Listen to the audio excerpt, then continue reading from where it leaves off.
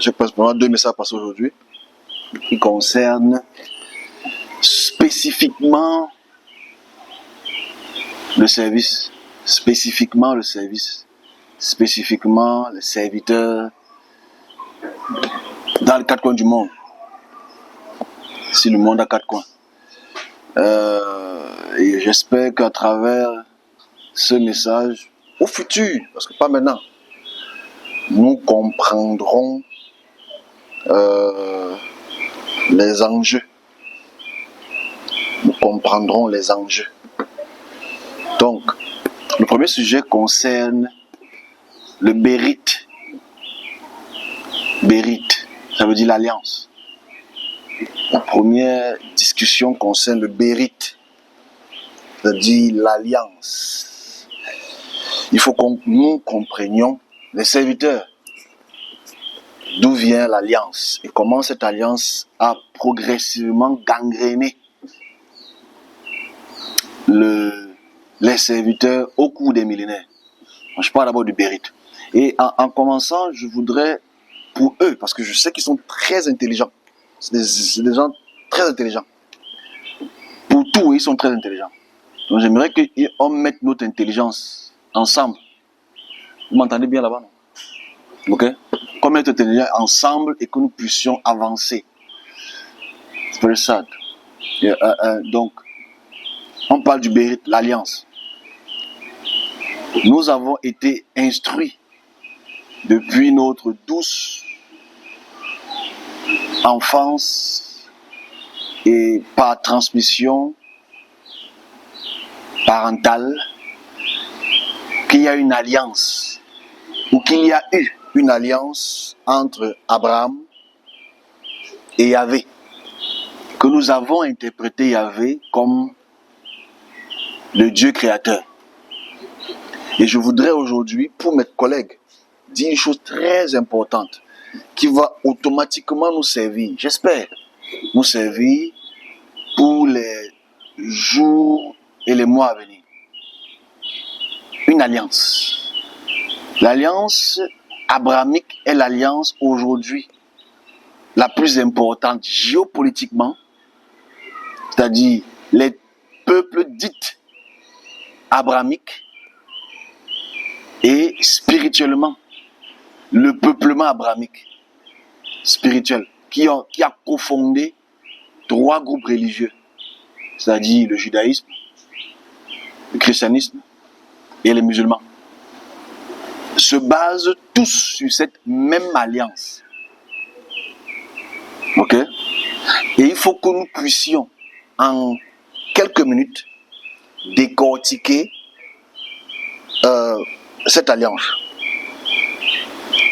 L'avantage, c'est que la semaine prochaine, on a une série, le mois prochain, on a une série de conférences. On a une série de conférences qui nous permettra de mieux comprendre. Parce qu'on a 3 très très belles conférences la semaine prochaine. J'espère que les uns et les autres viendront. Ceux qui nous écoutent aussi. Pour comprendre un peu comment la confection de la Bible a été faite. Bon, on est sur le bérite. L'alliance. Pour que nous puissions nous comprendre, je ne vais pas trop lire les textes parce que ça ne m'intéresse pas trop, mais je suis obligé de passer par quelques textes que j'ai même pu relever. Dans la Bible hébraïque, ça c'est pour les serviteurs, c'est pas pour tous ceux qui veulent croire. Ceux qui veulent croire, c'est leur droit. Je passe un message très important. Je passerai un message à travers une vision. Parce que mes messages ne sont que ceux du serviteur, des services. C'est un avertissement, une fois de plus. Mais je passe d'abord le message abrahamique, pour qu'on se comprenne. Alors, Abraham, Ab, en sémitique veut dire père. Ab, Ab, Av, si vous voulez, veut dire père, parce que c'est pas Abraham, c'est Avraham, ou Avram. Donc, Avraham est supposé être quelqu'un qui vient d'un territoire de Our. On réalise dans le chapitre 11, le dernier verset du chapitre 11 de la Genèse, que son père, Terah, et ses enfants ce qu'on appelle le Ben Terah. Abraham et Ben Terah sortent d'une région qu'on appelle Our. U-R. Our. Déjà, comme on fera de notre deuxième conférence, pour prouver aux serviteurs que le mot Our, qui veut dire Uruk, qui veut dire les Sumériens, et quand on dit Our de Chaldée, déjà, quand on parle des Chaldéens, ou les Chaldéens, pour les francisants, Chaldée n'existe qu'à partir du 7e siècle. Donc déjà, il est impossible que les rédacteurs du texte de la Genèse chapitre 11-12 aient pu l'écrire à la période de Moïse. Parce que les Chaldéens n'existaient pas à la période de Moïse.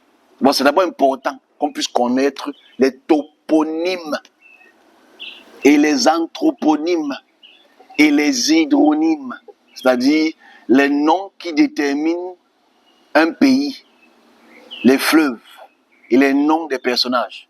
Deuxième aspect qu'il faut qu'on note dans notre discussion qu'on aura tout à l'heure, c'est que Abraham, dans le chapitre 12, on est là sur l'alliance, qui sort de Our, entre en terre égyptienne, qu'on appelle Mitzraïm.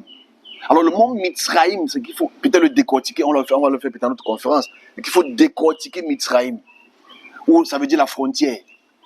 Mitzraïm veut dire à la frontière, ok? Ou entre les frontières. C'est important de connaître l'étymologie des mots sémitisants. On continue, on est sur l'alliance. Il entre à Mitzraïm, qui ne s'appelle pas Mitzraïm, parce que Mitzraïm a un nom. Ok? C'est comme si tu entres au Cameroun. Le Cameroun ne s'appelle pas entre les fleuves. Le Cameroun a un nom. Ok? Et on sait qu'on appelle, à cette période historique, l'Égypte, pas Égyptio. Égyptio, c'est aussi grec. C'est encore autre chose qu'il faut noter dans la nomenclature et la chronologie des textes. Je m'adresse à mes collègues. Il faut étudier les toponymes. C'est ça qui vous dérange. On est sur l'alliance. Abraham entre en Égypte et rencontre le pharaon. Autre erreur, c'est la troisième erreur dans le texte. C'est que pharaon, ce n'est pas le nom du roi. C'est encore notre problème. Pharaon est un anthroponyme qui veut dire la grande demeure. Et c'est un anthroponyme qui veut tout simplement, c'est un anthroponyme qui est purement grec. Pharaon, c'est un anthroponyme qui est purement grec. Voilà, il y a deux nomenclatures grecques qu'on retrouve dans les textes anciens. Je veux que les gens comprennent calmement. Parce que nous on est nés dans la Bible, on ne nous a jamais expliqué ça sur ce regard-là. Bref, on continue. Il entre dans la terre de Mitzraïm, selon eux, ou de Kemet. Il entre dans cette terre, il rencontre le pharaon, sans nom. Déjà, ça prouve une fois de plus que cette histoire n'est pas vraie. Parce que depuis la première dynastie, jusqu'à la dernière dynastie, à la période de Philadelphie, tous les noms des rois sont écrits sur leur tombe, de père en fils jusqu'au petit-fils.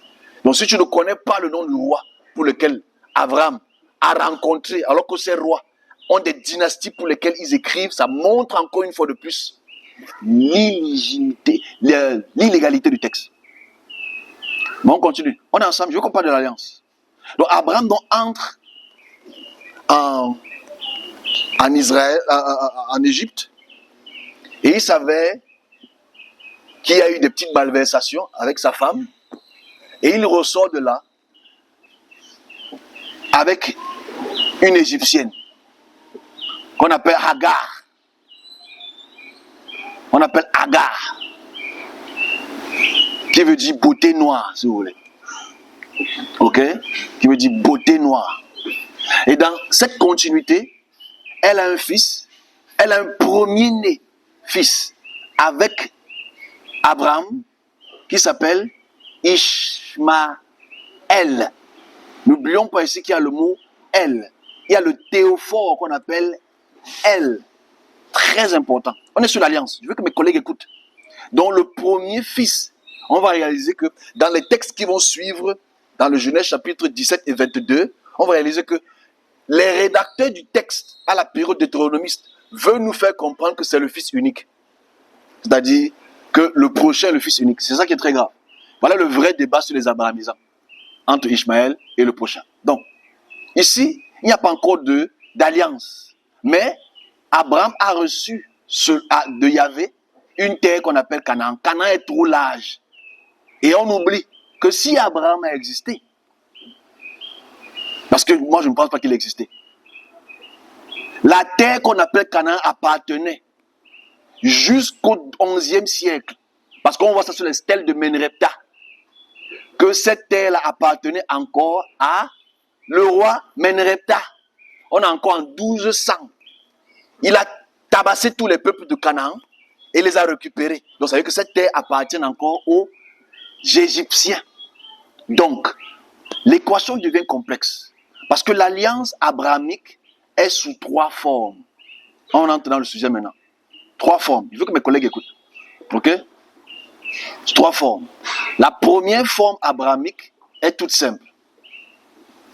C'est l'alliance territoriale. Je te donnerai cette terre. C'est la première alliance qu'il faut comprendre qu'elle est abrahamique. Et la terre, elle est dite canaanite. Ok? Mais le Canaan, c'est large, c'est de Tyr à Sidon. Et que c'est du nord de l'Égypte jusqu'en Turquie. Chez les Hittites, si vous voulez. Étudions la nomenclature, mes collègues, n'arrêtons de mettre la foi, mais mettons un peu le cerveau. Donc la première alliance est territoriale. Ok? Et je vais expliquer à la conférence pourquoi est-ce qu'ils ont insisté sur le côté Canaan. C'est très important. Deuxième alliance est l'alliance de ce qu'on appelle l'alliance de la circoncision. On va entrer dans ce détail-là maintenant. Parce que Abraham naît incirconcis dans le peuple qu'on appelle Our, les Chaldéens. Our, pas les Chaldéens, parce que les Chaldéens c'est le 7e siècle, mais Our, les Sumériens. Ok? Et quand il arrive en Égypte, on ne sait pas par quelle magie, on va le découvrir tout à l'heure, en ressortant de là, il a une révélation. La révélation lui fait comprendre que Yahvé lui fait comprendre très simplement que il va falloir qu'il coupe le pubis de son enfant, ok, qu'il coupe le pubis de son enfant pour absolument entrer dans ce qu'on appelle le bérite, c'est-à-dire l'alliance à travers la circoncision, qui est une discussion jusqu'au texte de Paul, la circoncision. Donc le fait que donc on a circoncis ce jour-là, lui, à 99 ans, waouh, c'est chaud quand même, et toute sa famille et les esclaves, pour entrer dans une alliance qui est très importante, on va peut-être la lire, ok, qui est très importante. Cette alliance fait en sorte que ce lien entre le peuple dit israélite, qui n'existe pas encore pour Abraham, parce qu'Abraham, supposé, n'a pas encore d'enfant.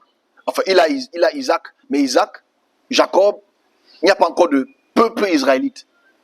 Le peuple israélite n'existe pas encore, à la période dite abrahamique. Donc là, ce qu'il faut noter, c'est que quand il reçoit cette notification de Yahvé, de couper le pubis ou le phallus, qui a 8 jours, et que ce soit une alliance éternelle, parce que c'est important de le dire, que si Yahvé l'a dit, c'est éternel. L'alliance est éternelle. C'est important que mes collègues écoutent cela. Donc cette alliance éternelle, coupant le phallus, ici, on va sur le chapitre 17, verset 10. Voici mon alliance avec vous, je garderai entre moi et toi et ta descendance après toi, tout mâle parmi vous sera circoncis. Voilà la promesse. Tous les mâles sont circoncis. Et c'est important, cette promesse. La troisième fourche dans l'alliance, après l'alliance des terres territoriales et l'alliance de la circoncision, c'est l'alliance du sacrifice. C'est ça qui est très important aussi. Parce que ces trois-là vont de pair jusqu'à la vie de votre Seigneur et Sauveur Jésus-Christ. C'est important. Parce que l'alliance du sacrifice ici demande au chapitre 22 de sacrifier son premier-né. Enfin, ce n'est même pas son premier-né, puisque Ishmaël est le premier-né. Mais ici, c'est très important de comprendre ce qu'on appelle le sacrifice du premier-né. Et je suis très stupéfait mes collègues ont des textes entre leurs mains et n'usent pas ça à se poser de bonnes questions.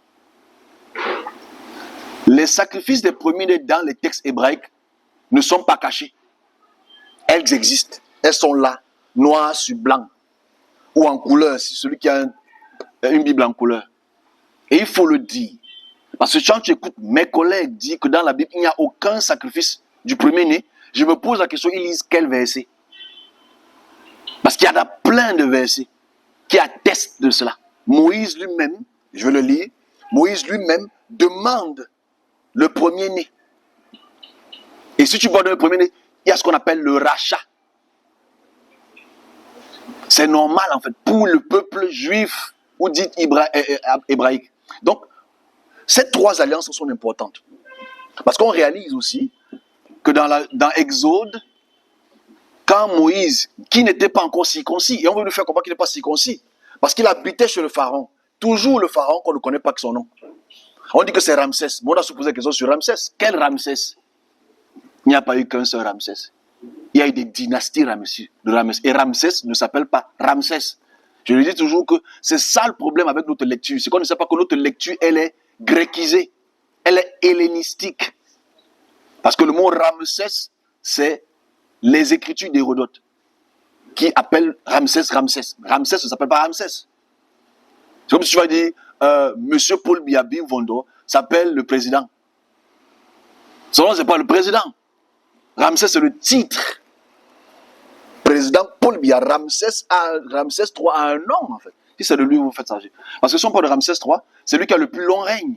Voilà pourquoi on prend tout Ramsès comme base de communication. Donc, ces trois fourches de l'alliance, l'alliance territoriale Canaan, l'alliance à travers la circoncision et l'alliance à travers le sacrifice devraient être notées. On réalise ici, quand Moïse, qui est supposé avoir habité pendant 40 ans, toujours le chiffre 40, dans la maison d'un Ramsès, on ne sait pas lequel, mais n'a pas été circoncis. Forcément, sa femme, Séphora, Séphora a dit, hey, Dieu voulait tuer, Yahvé voulait tuer Moïse. Les gens ne lisent pas ce texte, Yahvé voulait tuer Moïse. Il a fallu que Séphora prenne une lame et coupe le pubis. Il appelle l'époux de sang. C'est important de le noter. À quel point la circoncision était très importante pour Yahvé. Très importante pour Yahvé. Mais la vraie question est, à ce sujet, en attendant que le courant nous revienne, est-ce que la circoncision, est-ce que le sacrifice du premier-né, est-ce que l'alliance territoriale ne sont pas juste une propagande? C'est la vraie question. Parce que historiquement, j'ai posté quelque chose il y a quelques semaines et c'est passé malheureusement inconnu. C'était inconnu. Les gens sont passés dessus en surfant. Ok? J'ai posté la 6e dynastie du roi Téti de 2345 à 2333 avant Jésus. C'est-à-dire, c'est pas ça que je comprends. Ça veut dire que c'est 2345 ans avant Jésus. La 6e dynastie égyptienne. Téti, qui se trouve dans la région de Saqqara. J'ai mis sur les stèles qui montrent l'alliance égyptienne dans le code initiatique qu'on appelle la circoncision. J'ai les textes. Je vais vous la lire. Je vais lire ça pour mes détracteurs. Parce que c'est important de comprendre, à se poser la question, qui manque qui sur cette alliance? Parce que, cette terre appartient aux Égyptiens. Moi, tu fais comprendre que Yahvé a donné ça aux Juifs.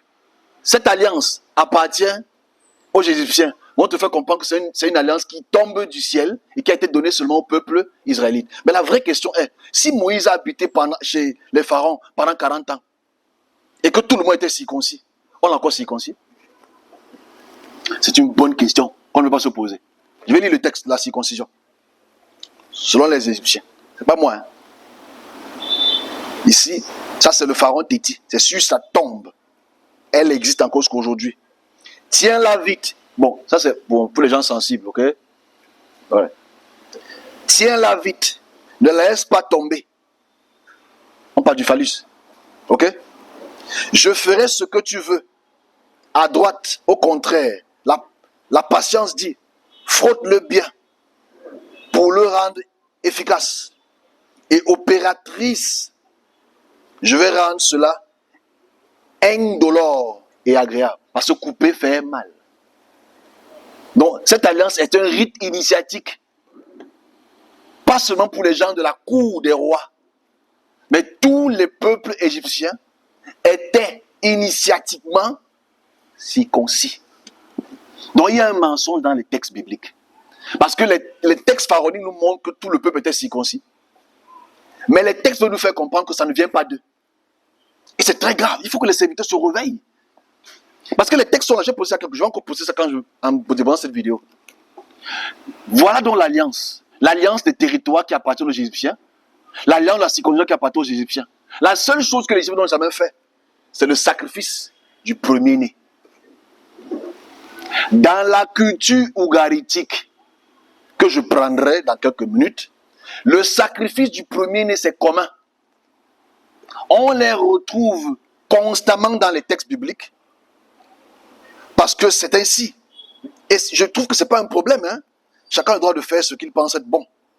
Mais je dis, la réalité ici devrait être prise en considération pour qu'on puisse déjà comprendre ces alliances. Sur le premier-né. Avant que je ne commence, dans ce sens, je préfère prendre Exode. Ok? Ok, Exode chapitre 22, 29 au 30. Tu ne différeras point de m'offrir les prémices de ta moisson et de ta vendange. Tu me donneras le premier-né de tes fils. Ça, c'est écrit noir sur blanc. Exode 22, verset. C'est écrit noir sur blanc. Mais on saute dessus. Enfin, je pense que on ne veut pas la lire. Tu me donneras aussi le premier-né, verset 30, de ta vache et de tes brebis. Il y restera 7 jours avec sa mère. Le 8e jour, tu me le donneras. Voici déjà une chose qui est là. Et on retrouve aussi dans 2-3 rois, les rois de Moab, qui sacrifient leur premier-né pour gagner les batailles. Même chose aussi dans Exode chapitre 14, pour lequel, pendant la Pâque, on demande aussi les premiers-nés en termes d'échange. Je pense que c'est en fait, le problème que nous avons, je vais lire, c'est très intéressant. Exode chapitre 13, verset 12. Alors vous lui offrirez tous vos fils aînés et tous les premiers-nés mâles de vos filles, de vos troupeaux. Les fils aînés et les troupeaux du premier mâle. Ce qui concorde avec Exode chapitre 22.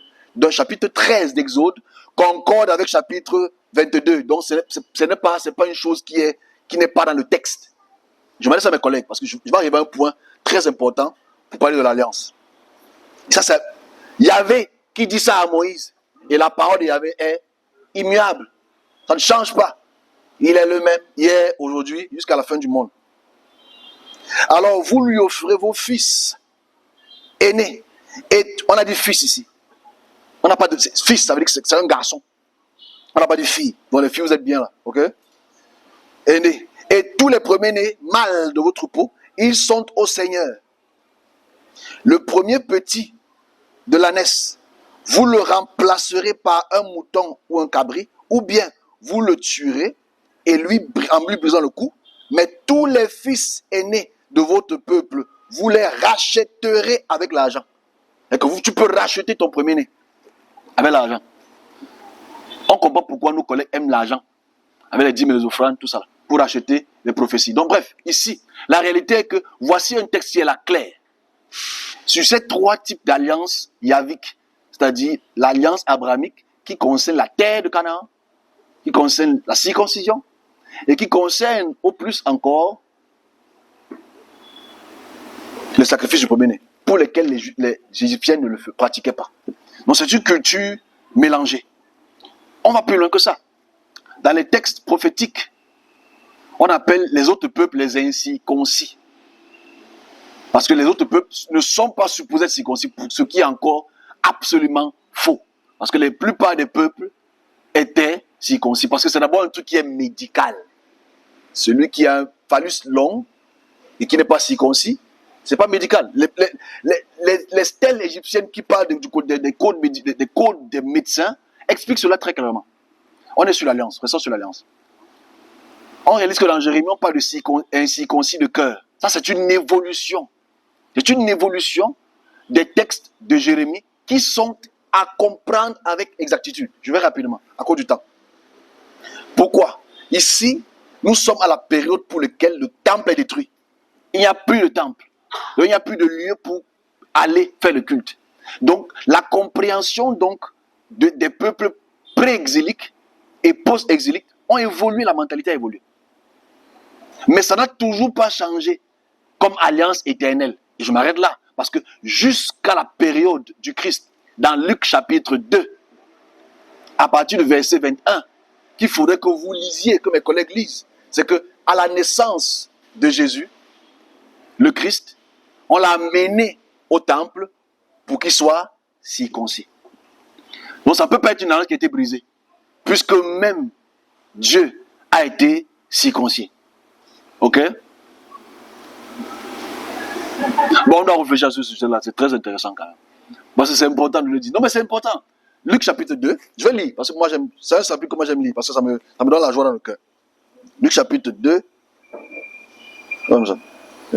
Luc chapitre 2, parce que je m'arrête avec là, et je donne ma conclusion par rapport à une vision que j'ai eue à ce sujet. Luc chapitre 2, 21.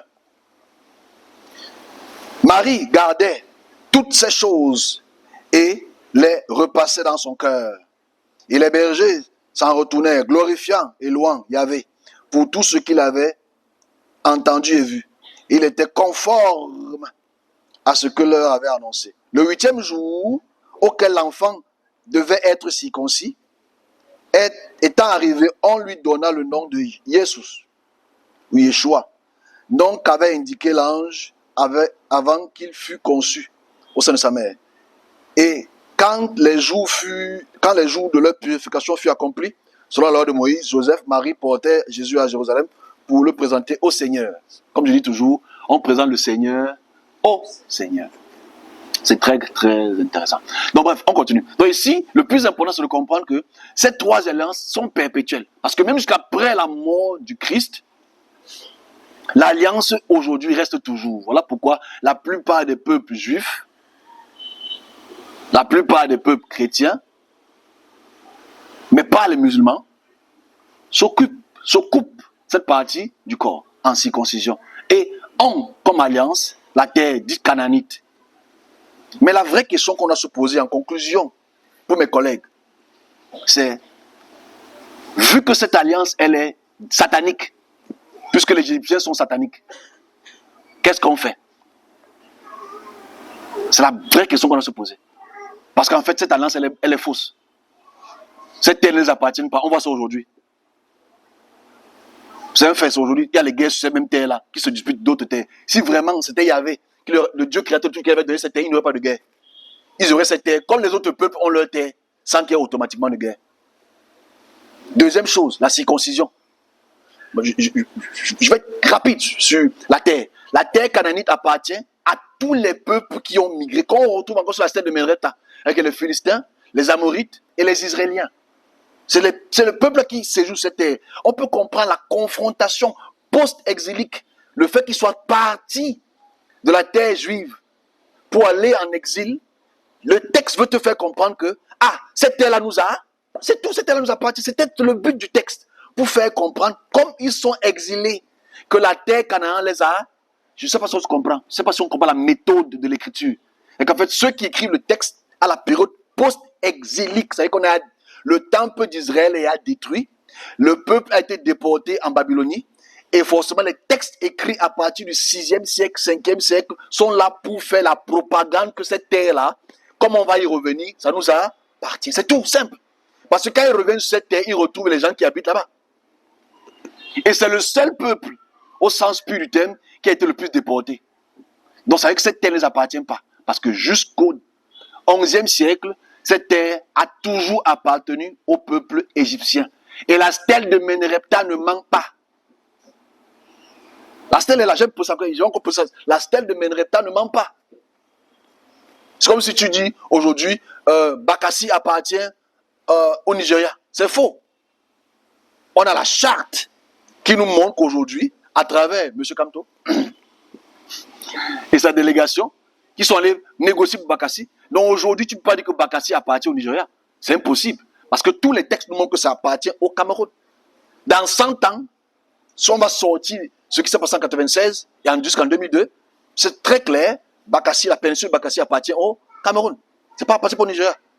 Ils peuvent dire ce qu'ils veulent. Les textes sont clairs aujourd'hui. Ça même avec la stèle de Ménrepta. Donc c'est ça qui prouve que les Cananéens, tous les Cananéens, qui ont la culture égyptienne, parce que ça appartient à l'Égypte, ont les cultes donc de la circoncision. Donc les peuples qui ont donc séjourné dans cette terre ont automatiquement pris les noms des dieux et la culture de la circoncision. Deuxième chose, qui est la circoncision aussi. La circoncision n'est pas juive.